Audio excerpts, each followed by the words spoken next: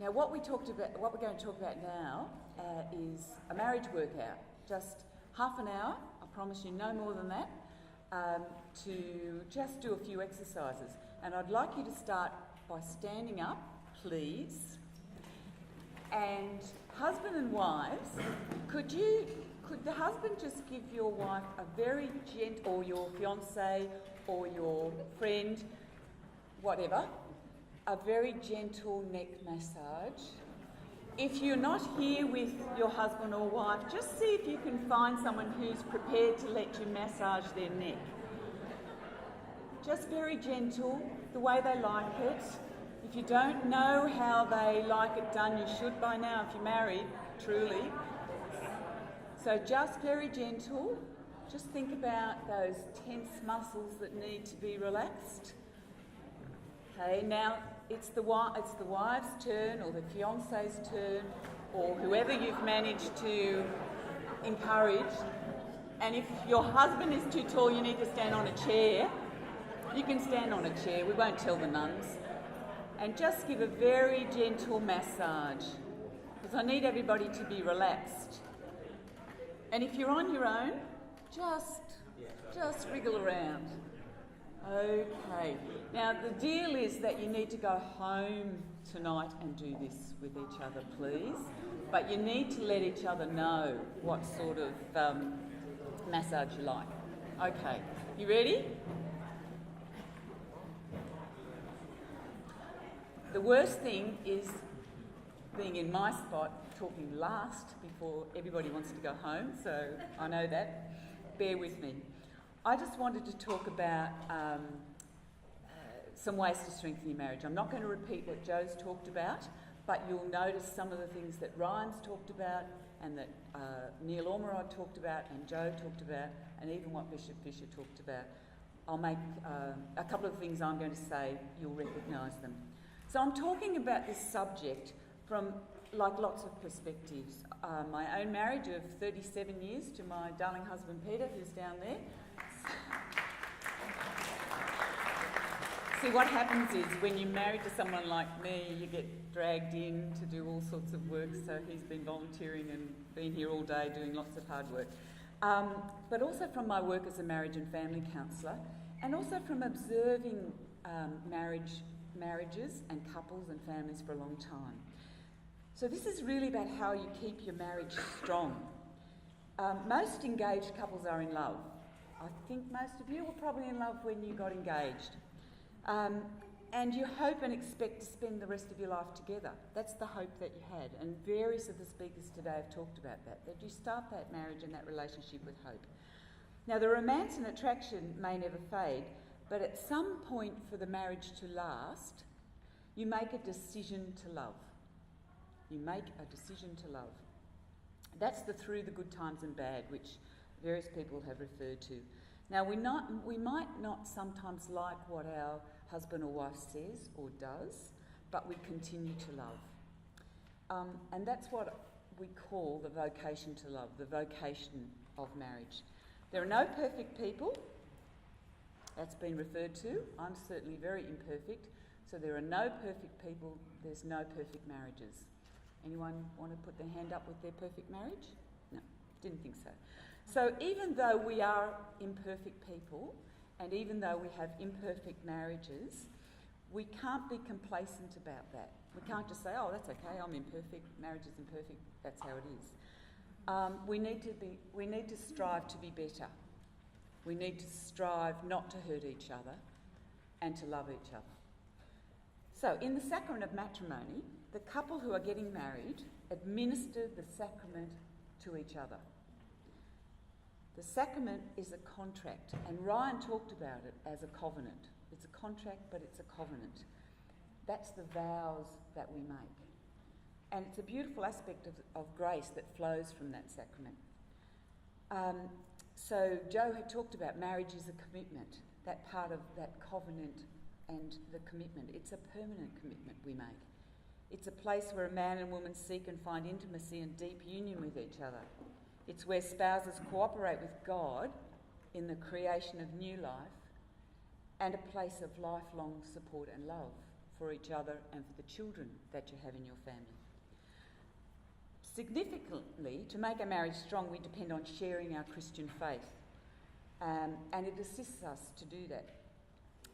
From the sacrament of marriage, I believe we get grace and blessings to strengthen our vocation to love. And that last couple in that video clip talked about that. And that's what helped them to strengthen their marriage again, when they let God into their marriage and into their lives.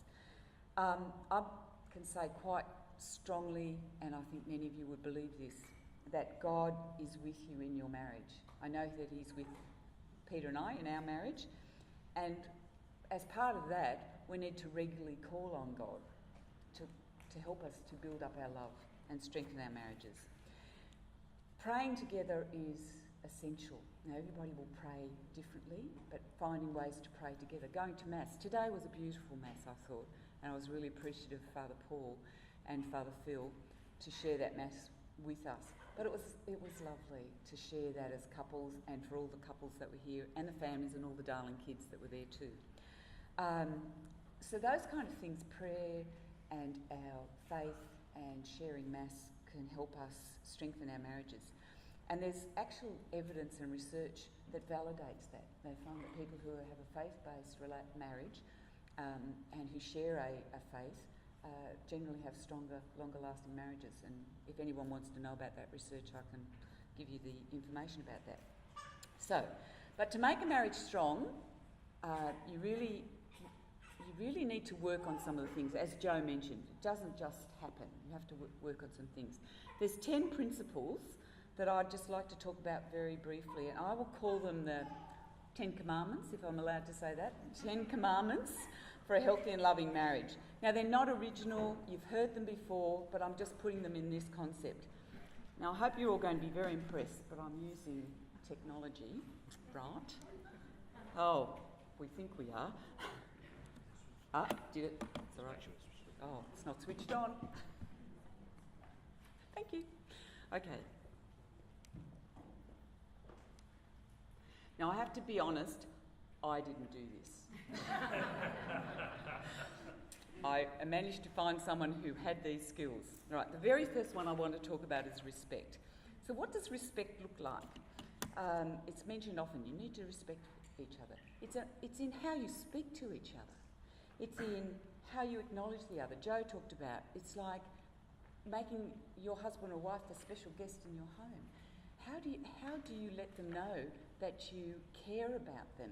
How do you do that? For instance, do you always say hello and goodbye when you come home or when you're leaving? Or do you just walk out the door and just come in? It's a fundamental way of respecting the other person. Considering what they need. Do you see the other person that you are in marriage with as a unique person of dignity? What I'm going to just show you is, I like to think, I think circularly. That's a female thing, you know. I often show blokes like squares and women are women. Women are circles. But think of yourselves as an individual. We all know this. We need to respect the individual space that each of you has. But when you marry, those circles interconnect, right? You have your individual space, but you also have the interconnecting part. Now, there's no right or wrong. Some people have a great deal of interconnection, right, in their marriage, and some people have perhaps a little less. But what doesn't work often is if there's no connection. If you're just touching, but not, if your circles are just touching, you are way too much involved in your own individualness. There's very little respect then for the marriage and the interconnection that you need to have. As I said, there's no right or wrong, except if there's very little connection and if there's way too much so that you smother each other. So that's respect. Respect is about the way you talk to the person, the way you are with them, how you share your life with them, and what sort of combination of the two unique selves you can have. The next aspect I just wanted to talk about is understanding. Understanding men and women are different. Agreed? All right? Not just biologically, but emotionally and psychologically. You can't make your husband or wife a clone of you. Never going to happen. They're never going to be like you. So you need to just get over it and accept it, is the best way I can say. Because there are differences, and you need to look at the way those differences can complement rather than divide. Sometimes differences certainly will divide you. We think differently, we behave differently. We pack the dishwasher differently. We hang the washing differently. We cook differently. There's one thing I would say, when our children were little, we've got 4 children who are adults now, when they were little, I used to always love reading them bedtime stories, and we had a ritual around that. There were times when I wasn't there to read the bedtime story, so I had this expectation that Peter would read them a bedtime story, just like the way I did. But he would tell them a story, and he would make up stories, just whatever. And I thought, got to read stories, could do all that. No, they loved that because that was different. They learnt a lot, and I just moved on from that. They could have their dad time, which was a made-up story that might not make any sense or anything, and I do the reading stories. We pack the dishwasher differently. I for many years would go back and repack it the way it should be done. You know how that happens. But it took me a little while to think, no, it's okay. As long as they're getting clean, it's okay. I don't really need to do that. How many of you go and hang up the washing? Or, the way somebody else has done it's not quite right, or the socks have to be together, or, Don't need to do that. As long as they dry, it's okay. Though I must say, and I will say this, differences can be okay unless it's unsafe or hurtful, right? Yeah, so I'm saying difference is okay, but not if it's unsafe or hurtful. And sometimes we need to give feedback to each other when those things are hurtful, and when the differences are really problematic. And okay. So I better move on. Understanding is really, can you see that? Yes, the walking in someone's shoes. It's about putting yourself in somebody else's shoes. Joe talked about empathy. One of the ways you do that, I guess, is trying to see the world through your husband or wife's eyes, see the issue from their perspective. We all have our own lenses or glasses, and it's really hard to see the world from somebody else's glasses. Have you ever tried that? I see husbands and wives sometimes swapping glasses, but that sometimes doesn't work.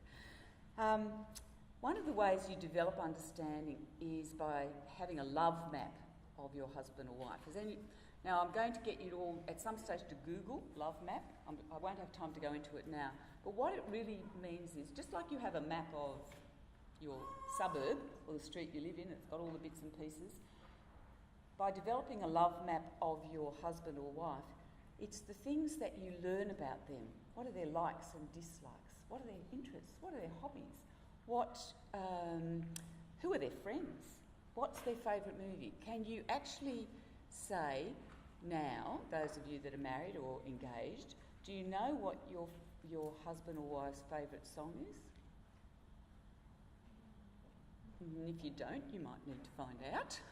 And it might change, so you've got to keep up to date.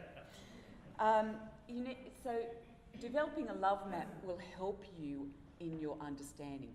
So just like maps, Google Maps, they have a car that runs around and takes photos all the time because they need to update it. So you need to update the love map that you have of your husband or wife. So by all means, Google love map. It's not my original thought, and just get an understanding of what love maps are and see how that might be relevant for your relationship. We've talked about accepting differences. Someone made a lovely little slide for me about this, so we should watch it. We've talked about that. Men and women are different, obviously, physically, emotionally, psychologically, and that difference together is complementary. And I guess what it means it simply is that there aren't necessarily a right and a wrong. Sometimes there can be two rights. Yeah? No? I think sometimes there can be two rights. The next one I want to talk about briefly is making connections. You need to make an effort every day to connect. Do you know what I mean by connecting? Now, people do that in lots of different ways. You can do it personally, obviously. You can do it by phone. You can do it by Facebook or Viber or email or whatever it is, whatever options you've got. But a marriage works well when you are both able to share at different times during a 24-hour period. That can be hard to do when you're both working and you've got lots of little children. But if you're not plugged into each other, nothing works. Yeah? So you have to be in some way connected. And it doesn't have to be, as Joe mentioned, it doesn't have to be deep and meaningful. Every 5 seconds doesn't have to be, I might ring Peter and ask him what he had for lunch. It's not a deep and meaningful, but it keeps me in contact with him during the day. Okay. What I'd like to just very briefly mention, I think we're up to number 5, is effective communication.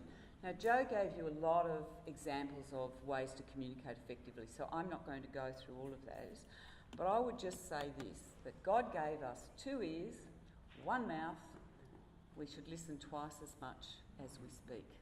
And I have to remember that because I talk a lot. So I have to remind myself. I mean, that's easier said than done, of course, because many of us have got things to say, and I think somebody mentioned before about how difficult it is sometimes for them to say what's going on. It's easier just to say, oh, it's okay, or nothing, or whatever, because it's hard for the words to come out. And that's why it's really good for you to, each of you know how you are as a communicator and how your husband or wife is as a communicator. And there are ways that, I won't go over it again, that Joe talked about of communicating effectively. Now that's meant to be, if you're facing each other at times, rather than side by side or whatever. Now that's a real female thing, the facing each other. Blokes talk really well when they're side by side. Yeah, you reckon? Or, and the second one is meant to be that someone's listening while the other's talking, the nodding of the head. How do you let someone know, how do you let your husband or wife know that you're listening? Looking them in the eye, yeah. Nodding, just giving some little bit of feedback.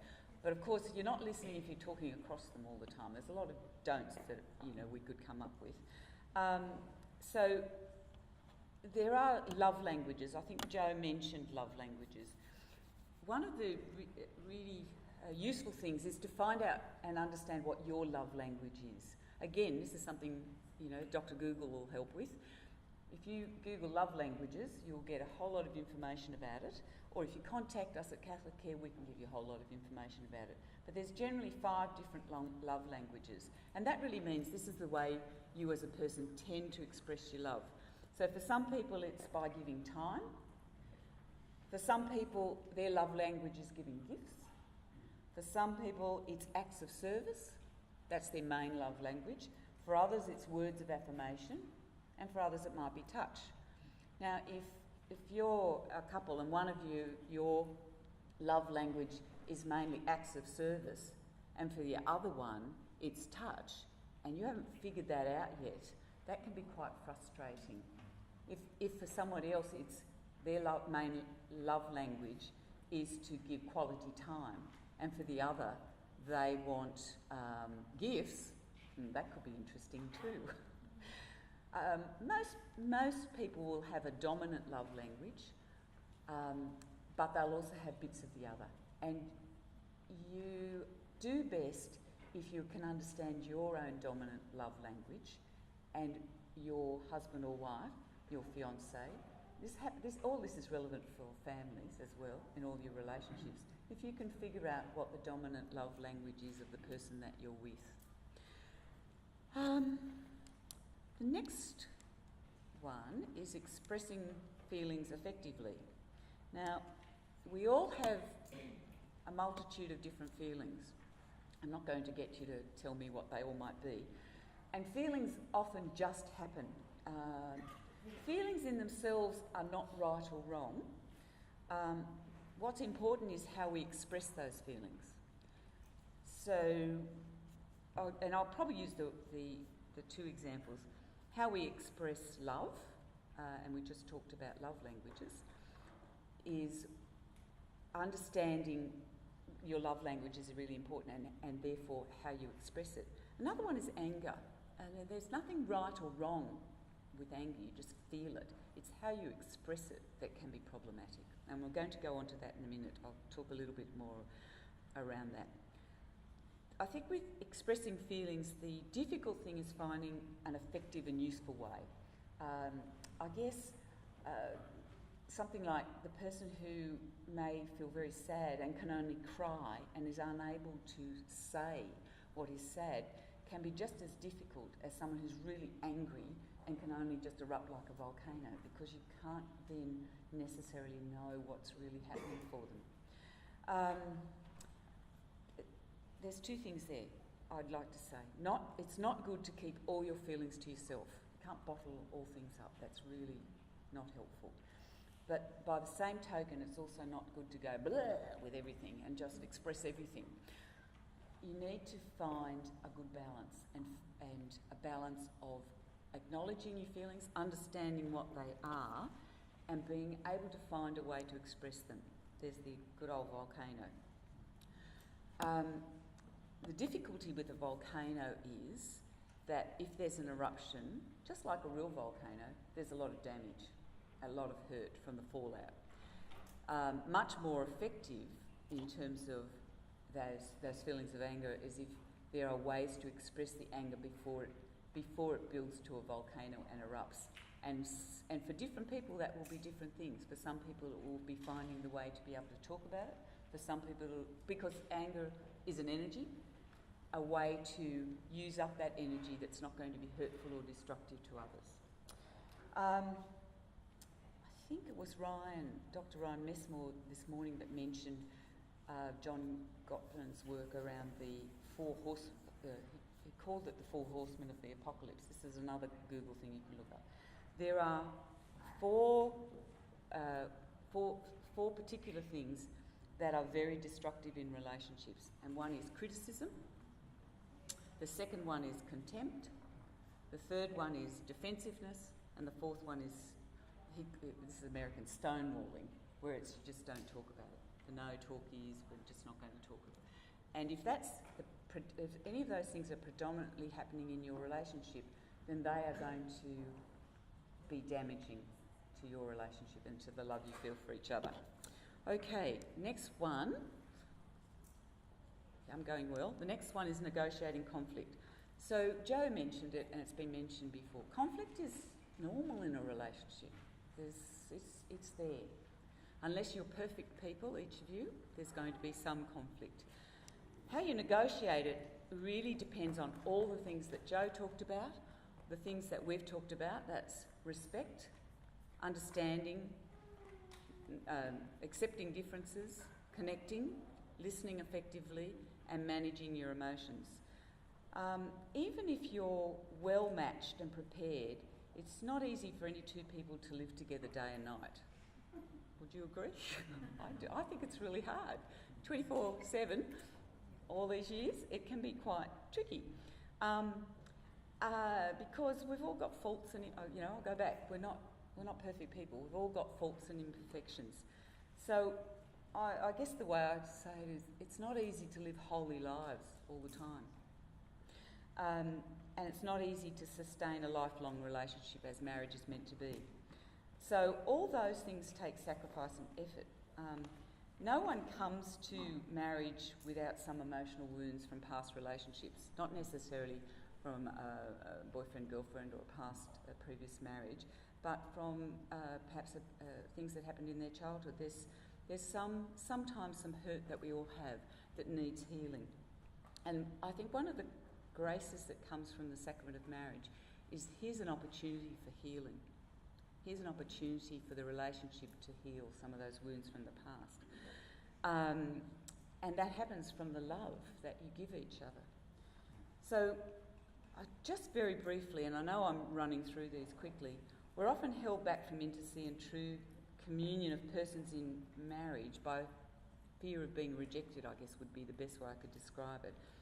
Fear of being rejected or being dominated or of hurting the other person's feelings. How often do we not say something that maybe we need to say because we're a bit worried about hurting their feelings?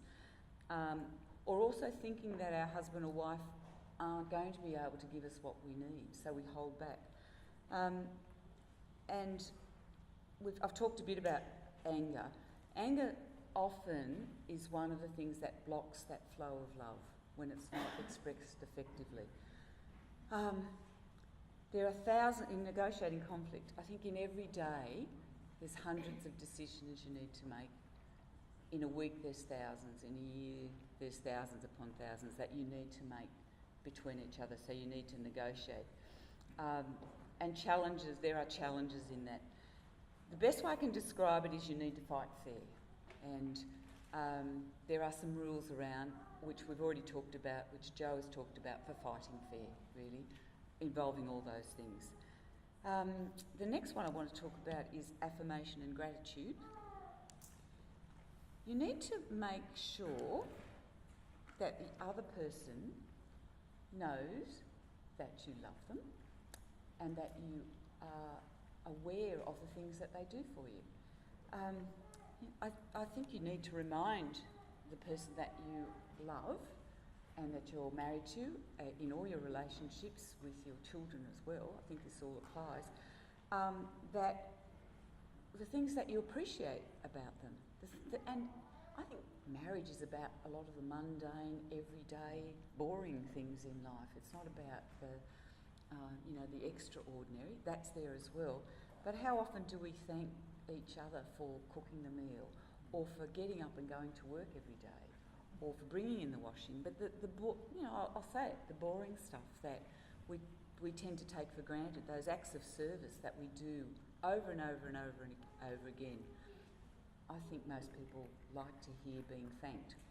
So, you can like things on Facebook, but you need to like things for each other as well. And I guess you need to make an effort to do that. And it's called affirmation. You're affirming the person that you're with and that you love and letting them know what are the things you love about them. You might have said it when you were going out and getting married going out and courting and dating and deciding. But have any of those things changed? They might have. Are there new things? So that's what affirmation is. It's affirming that person that you love and you're spending your life with, letting them know what are the good things. Because we very often are quick to give criticism and say what we're not happy about, but we forget about the good things. So I'm just reminding myself and all of you about that important aspect of saying thank you. Now this is one, sharing power. Both of you are valuable and unique, and you have different gifts to offer in your marriage. Now that's a seesaw, I'm sure you can see that. No one needs to be in charge all the time. Not one person needs to be in charge all the time. If you can think of a seesaw, it works really well when it's going up and down. If one person's in charge, it's not moving. One person's in charge all the time, there isn't that movement. When it moves up and down, we have different gifts, we have different talents. When each other lets the other, and I've used the word be in charge, but let the other gifts come forward. Power is not a bad thing. Power is about enabling those gifts and talents that the other person has to come forward. And that's in decision making, in tasks, in all sorts of things, in types of work. You've all heard that phrase, there's no I in team, so you're a team, you need to do things together. Getting close, forgiveness. We are human and we make mistakes. We're not perfect. I keep saying that. And we'll sometimes hurt each other unintentionally or even intentionally. Forgiveness is integral to making a marriage strong and making a marriage last. It builds resilience into your love. So how do you do forgiveness? Everybody has different ways. In this little graphic there's someone giving someone a flower. But essentially it's about being able to say sorry. Being able to say, I'm sorry that I've hurt you, or I'm sorry that I didn't recognise that, or whatever it is. And being able to also, sometimes we need to forgive our husband or wife even if they haven't asked for it, and even if they haven't asked or acknowledged that there's been a problem. Sometimes we need to let some things go. That's the great gift, I think, and the example that Christ has given us of forgiveness. Sometimes also there's times in a marriage where we need to be a good Samaritan to our husband or wife, when we need to put aside our own personal needs and to be fully available to the other. From time to time we might need to do that. What I'd like to just say one last thing about forgiveness is that prayer is an essential part of forgiveness, and praying together can assist in that. I just would like to finish this with St Paul's letter to the Corinthians, because I think it just says it. Maybe that would be more useful than me have said all this if we just did this. Many of you would be familiar with it, because he summed it up beautifully. So he said, love is patient and kind. Love is not jealous or boastful. It is not arrogant or rude. Love does not insist on its own way. It is not irritable or resentful. It does not rejoice at wrong, but rejoices in the right. Love bears all things, believes all things, hopes all things, and endures all things. And love never ends. So, that's the 10. That's your marriage workout.